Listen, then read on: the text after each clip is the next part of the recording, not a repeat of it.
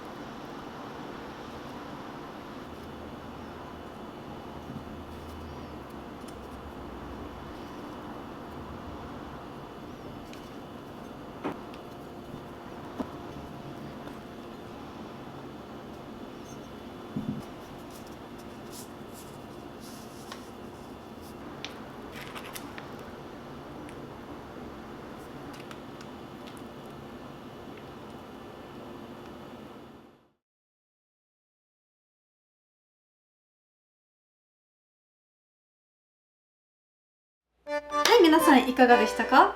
結構簡単に作れたと思います。あとスポンジを作る時間がない方は市販のスポンジとかブラウニーを買ってきて細かく切って中に入れたり、クリームは市販の生クリームを使っても全然いいと思います。ので時短でも作れちゃうのでぜひぜひ作ってみてください。それではまた次の動画でお会いしましょう。バイバイ。